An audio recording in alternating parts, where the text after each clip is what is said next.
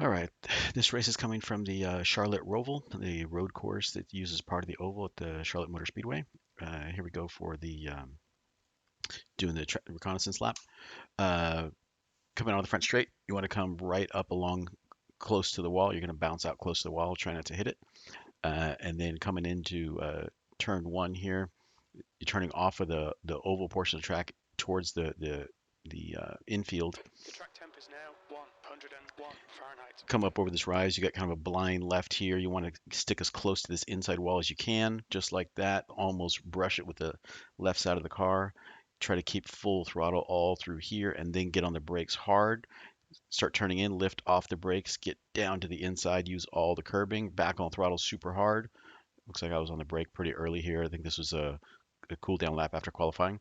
Almost touching the curbs. That went a little bit too low, and you'll drift out all the way to the left over here. And then coming in towards this turn here, you want to turn in right about where that paint begins. Get it all the way to the inside curbing here. You barely tap the brakes there, and then you get on the brakes hard in a straight, kind of sort of straight line. Uh, get the car turned all the way to this inside wall here, and get on the throttle gently so you don't spin the tires and so you don't drift too far to the left because you got this turn here. You got to kind of lift a little bit forward, use a little bit of the inside banking on the inside of that blue line, drift it all the way out to the wall, cut it back towards the inside, trying to get the car turned. The hardest part is getting the car turned enough so you don't brush this outside wall here. Basically, you're trying to maintain as high a corner speed as possible, trying to make those corners as wide open as possible to carry as much speed through them. Now we're on the banking here. We'll speed up a bit. Next turn that's interesting is we get to this chicane down here at the end of the straightaway. And so you brake about the 2 marker, use a little bit of the curb here, a little bit of the curb there, get a little bit more braking done on the second one, and get back on the throttle hard. You want to be back on the throttle pretty hard because early as you can, because you have this long run here. I sped it up a little bit, and then you brake as soon as you can get the left tires kind of towards the grass is about the marker here, um, where this wide part of the track sticks out is about indicator for braking. You can get the left tires on the grass a little bit, and then go through this final chicane right here. You can use curbs on both sides, get the car to drift. It'll drift all the way out to that outside wall. And so that's the lap of the Charlotte Roval. Let's go ahead and jump to the race. We qualified, what's that, like ninth or something here, it looks like. And so this is a 17 lap race, so let's get to it. Oops, let me switch camera views. We will go with the maybe TV mixed. You've got one guy on the left. A lot of good guys, a lot of fast cars at the start here, at the front.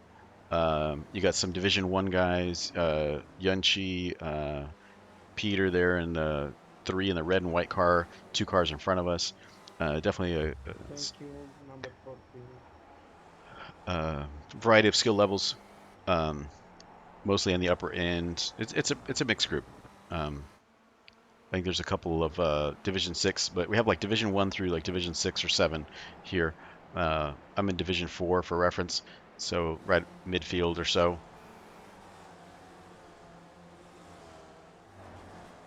So we're car number 8, so we're 8th best out of, I think there's about 16 in the race, I believe, something like that. Let's see if we can see the entry list here. 18 in the race, sorry.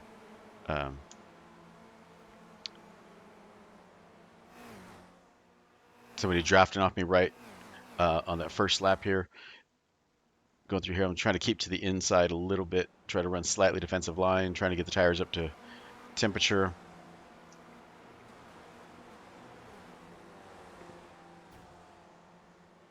There's an incident in the first chicane. It looks like it's Rydell and Rodriguez. So the first chicane would be the backstretch for what we heard on the radio there. I don't know if you heard that. And this is the second chicane, this one coming onto the front NASCAR front straightaway. So we crossed the finish line there for the first lap. So right now Well done, Jay. Nice move, mate. we're running 8th. So it looks like we made up 1 spot on the first lap. Here, trying to work on a second one here. I was kind of happy with that pass, if that's the one I'm thinking of. Just finished this race a couple minutes ago. Um, it all kind of blurs together a little bit sometimes. So let's back it up a little bit and look at this one. So this black and white car in front of us, there's three cars kind of sort of battling, dicing around for position here. So I stuck it up the outside, going through this blind left-hander. Now we're sort of side by side going into turn 3 or whatever that is. He's still kind of on my outside. I got to kind of give him space. And I realize we're clear. I used all the room on exit.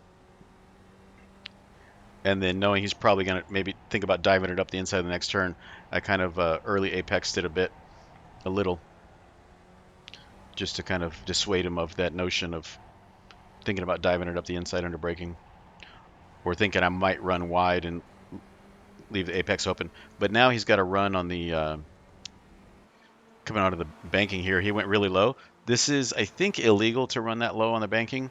I think you have to keep 2 tires on the banked part of the track above the blue line. That's what I've heard. Some people would protest that. Um, that was kind of a bold move here. We'll look at this from a different angle. From this angle, it looked kind of bold. If we go from the far chase view, there we go. So he's on my inside. I went ahead and kind of took a normal line and hoping he would not screw up his braking and that we'd be safe here. Um, the risk here is he's going to have to get more turning done. And if we go in side by side, we both got to give room and be aware of that. And so you can see he starts to kind of drift out. He's not all up on these curbs like he should be. If we're going too wide through a chicane, he should be all over these curbs, and I should leave some room, and then I should be all over these next curbs, which is the normal racing line. Is if you came through here one car, you'd be almost touching the blue and then almost touching the blue, or maybe hopping over the blue by hitting the red, and then your tires fly over the blue. Um, so this was a little bit risky by me, or I felt, of like hoping he's not going to murder us on this turn right here, and that worked out. So again, he dives to the inside under the banking. I wasn't quite sure how far left he was. I looked over, turned my head, saw him there. That lower line is a bit faster, but I've heard it's illegal. Uh, That's illegal. so I mentioned that to him. Uh,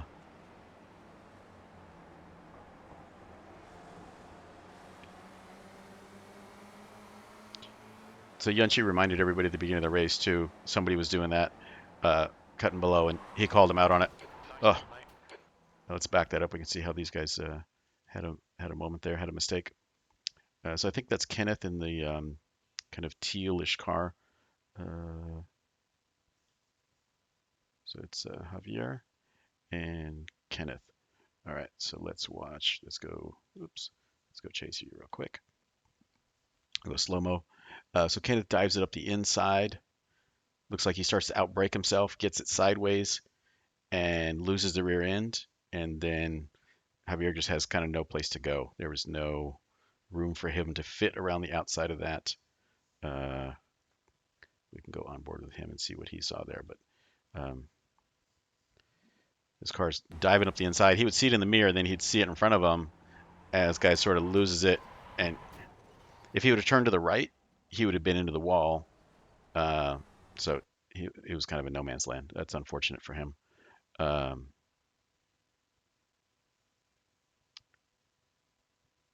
but that is racing, as they say. All right, we'll go back to TV mixed. So this is the beginning of lap 3.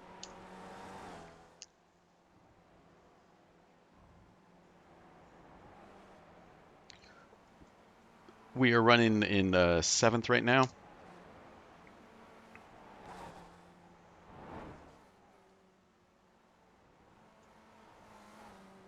I don't know what's going on, but just to let you know, you are not allowed to run on the apron, like below the high banking.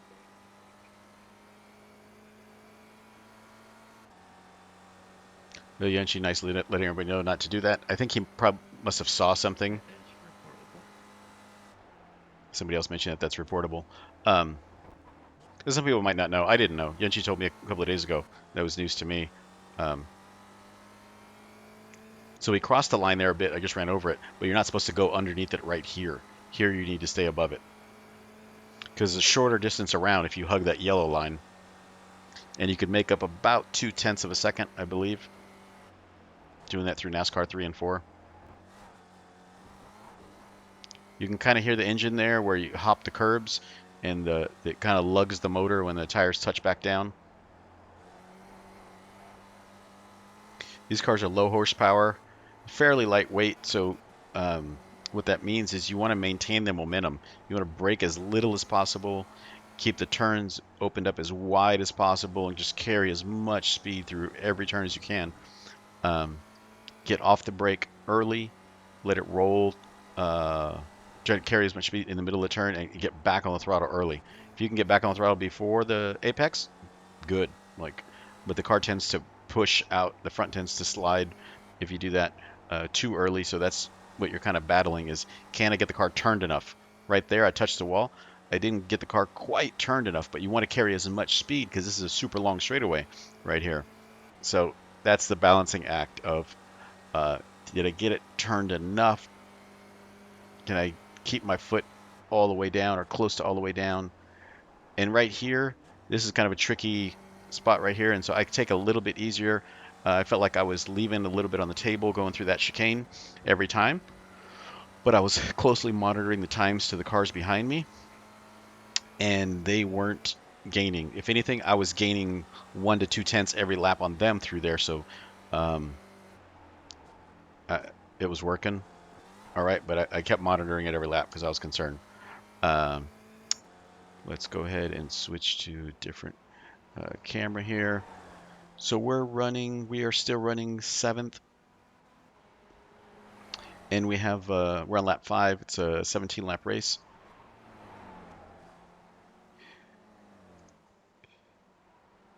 Let's go ahead and skip ahead. And we're still running in 7th. We'll skip ahead again. We're still running in 7th. Keeping about equal distance to the cars in front of us and behind us. Keep monitoring that. Oh, yep. Somebody bend it right there. Maybe we can jump back a lap. We'll switch cameras maybe. Oh, this was Peter Mirashek. I think that's how you say his name. I'm probably screwing that up. Um, he had touched the wall, I think, coming onto the front straight, and then he's having trouble right here. And so he just, I think, parks it right there. I think he damaged the right front, and so the car wouldn't turn anymore. He's really good, nice guy. He helped me out a while back, just give me some pointers and stuff. So that's unfortunate. Usually don't see mistakes out of him. So we are running. We're going to be running 6th when we complete this lap because getting by Mirashek there. So let us see here. Let's go ahead and skip ahead a little bit. We're still running. Okay, so now we moved to 6 because of that pass on Mirashek, who parked it in turn 1. Still running 6th. We're getting a little closer to the car in front of us. But I think this is a lap car. Yeah, this is a lap car of Howard, I want to say. So we got past the lap car. He led us by coming into the second chicane, so it was uneventful. I'll spare you that one. The cars behind are about 2 seconds back. That's the lap car right behind us. About 2 seconds from us back. Oof, lost the rear end a little bit there. Those two cars, the black 15 car and the teal car, and the car behind the teal car, the 13, I think it was, those are for position. So let's go ahead, and we are on lap 10. Let's go ahead and jump to lap 11. They're still back there. We're still running 6th. Lap 12. So you see they're creeping ever closer there. Those two cars behind us. Let's go ahead and we'll move back to them. Follow them for a bit. See how their battle is going.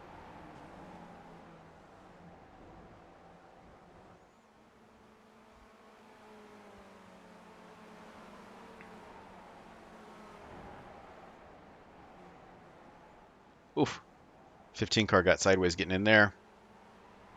So this generally happens if two cars get to racing and they kind of slow each other down. It's what I was hoping for too, because we still got 5 laps to go and uh, these guys are inching closer. So I really was happy to see them battle for position there. That helps me. Um, that slows the two of them down a little bit.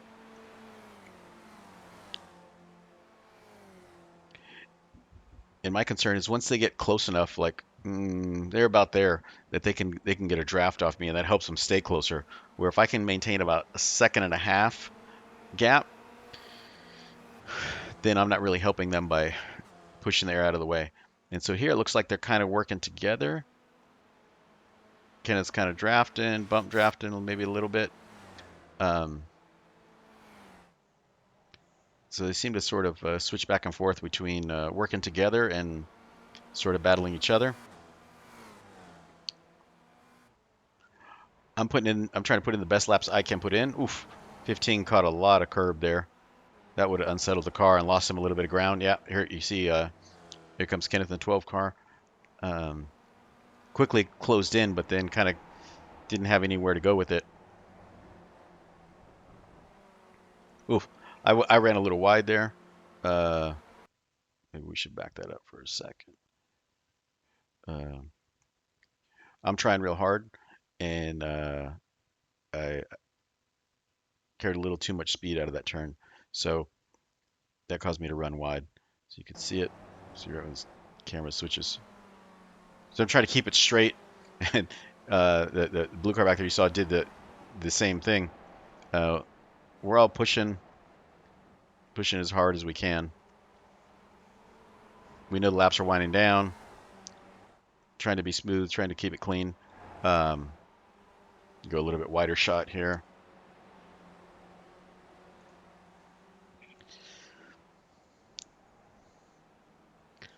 So the 12 has made it by the 15 now, but now the 15 has a great draft.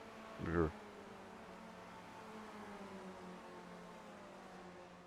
might have been able to get the draft, but it didn't quite line up for it.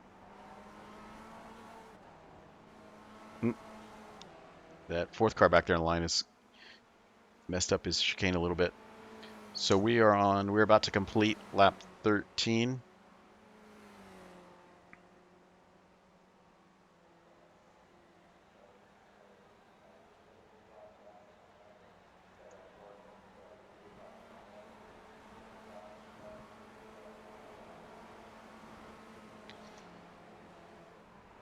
These guys are still battling for position here. 15 seems a little more aggressive going into turn 1. The 12 just kind of let it happen. He probably saw it coming in the mirror and just went ahead and let that happen rather than force the issue and those guys touch. They seem to be giving each other a little bit of space, a little bit of give and take, which is what you need to be battling close lap after lap. You can't. You got to give the other guy some room, a little bit of room, and then also when they make a mistake in front of you, if you can't get by, you got to lift for them. Otherwise, you're just going to get into them, and that's not fun for anybody. So Sorry for that, Jeff. you bump drafting through the through the turn there through NASCAR 2. It's pretty aggressive. I haven't tried that before with these cars, but looks like it worked fine. So we are working lap 14 of 17.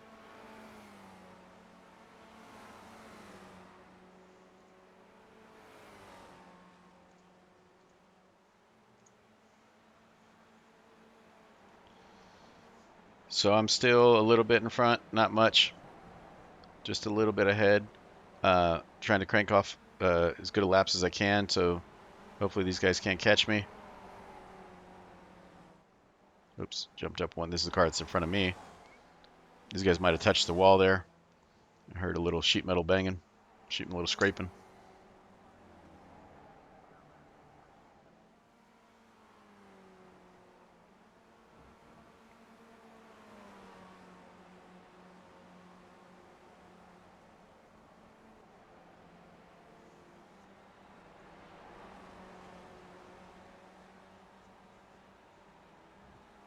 So it looks like maybe part of the track, the 15 is faster. Maybe turn 1 is definitely getting in there a little harder. And then the 12 may be a little quicker some other part of the track. The 12 is definitely willing to bump draft. Like that right there. Give it a little shove. And he's trying to help the car in front of him get closer, not necessarily trying to use his momentum to pass, which is probably pretty smart, because if he would have pulled out to pass, it would have kind of stalled out both cars. But if they work together like that, they get a better chance of catching up. Because we are about to start lap 16 of 17, so right now I crossed the start-finish line, so we got 2 laps to go right now. So it looks like the teal car might have messed up his last chicane a little bit. He seemed to lose a little bit of ground. Now we're all pretty evenly spaced. This is about 7/10 of a second between each of these cars at this point. So I'll see this on my in-car, know how close they are, and see them in the mirror, and know definitely within drafting distance. They're definitely going to be able to have a draft going on both of these long, sort of straightish sections coming up. And so this right here, this entry onto the straight is critically important. Yank it down quickly all the way to the line, which is basically indicated to them, all right, you want to pass? Go around the outside. And they're probably going to have to work together to do it. And they are working together.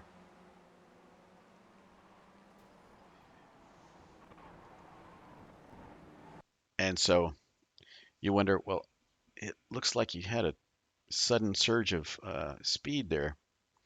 Uh, let's look at this again. So at this point, I'm kind of next to the teal car, and these guys are running outside together, pushing each other, and they're faster. Oh, we got to pause here. Okay. So, so we're coming down this back straightaway, and these guys have a run. They got momentum. They're going faster, and our braking marker is the 2, or just before the 2. When we're on the outside, when we have the perfect line coming in here. But I'm on the inside, got 2 cars on the outside of me for the pass, uh, with a lap and a half about to go, lap and a quarter to go. And so uh, here's what I do. I brake at the 2, so I brake late, hard, straighten it out through here, hop these curbs, get it a little bit sideways, and then get back on the gas as quickly and as hard as I can. Uh, okay, very aggressive. Basically, I'm playing chicken, effectively at 125 miles an hour. There's 124 before we got into braking. So what does the 15 do? It's on the outside of me. So he's got a car behind him, a car to the inside, and time's winding down. So he gets on the brake where? Just after the 3. He gets on the brake a little bit early. I get on the brake right about the normal time, even though I don't have quite the full use of the track there.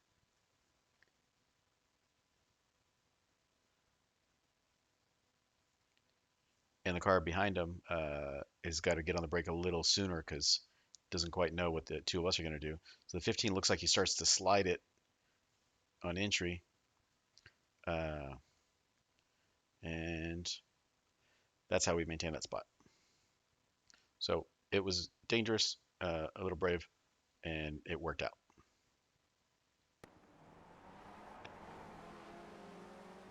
So now we're going, and now we're 3 wide onto the banking, and I see that the tow car pull in front of us. We're 2 wide,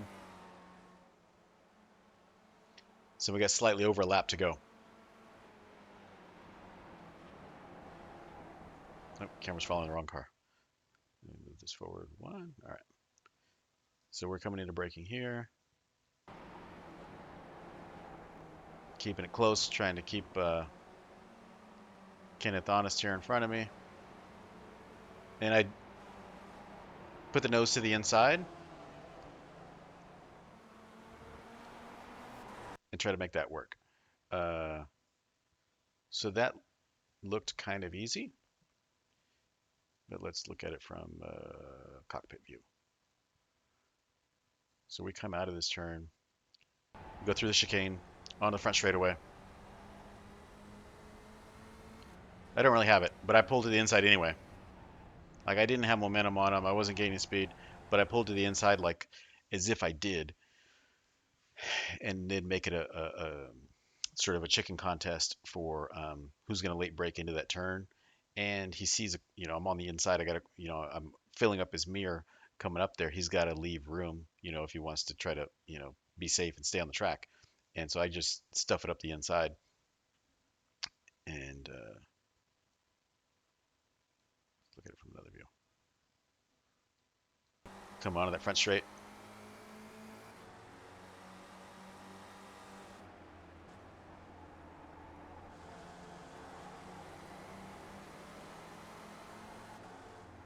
I got to stick it to the inside wall, not drift too far out to that right. And then let's switch the camera here. So he's still right there.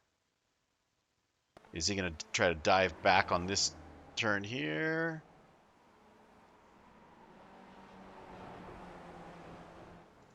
Go to a wider camera.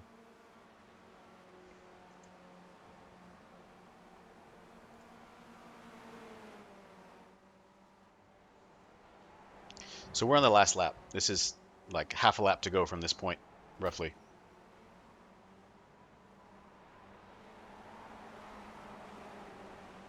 I protect the inside. He goes around the outside, and I keep him high. Mate, I locked up the brakes a bit. I had to just go straight. I just did a 360 and keep going. Here we go again. We're going into the chicane on the back straight. Good right there, man. Again, left the braking a little bit late. That's really perfect. And I think he was okay with it because he figured, okay, I'll draft him coming through here. And now he's not going to bump draft because he wants to make the pass. So now he's around the outside, which is going to put him to the inside for this upcoming chicane here. I leave my braking late again, nail it, and we're through. There's an incident in turn 1. We think it might be Rydell. So that was a blast. That was a super fun race. I really enjoyed that. It was clean. It was fun. I was making the car a little bit wide at the end there, like you sort of need to do. Let's just go for the chase view with the indicators up so we can see what's going on here. So we'll go quarter speed. There's an incident in the first chicane. It looks like it's Rydell. So we brake normally at about the 2 marker just before that. Brake a little bit earlier because we're on the inside. 90% braking or so, and then it fades down to 70. Let's see how hard that braking was. Oh, I'm hitting the meters a little bit late here.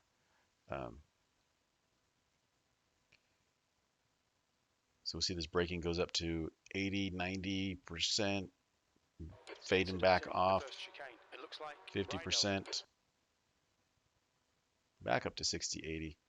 That was weird. But we are watching at 1/8 speed, so all of this happened really quickly.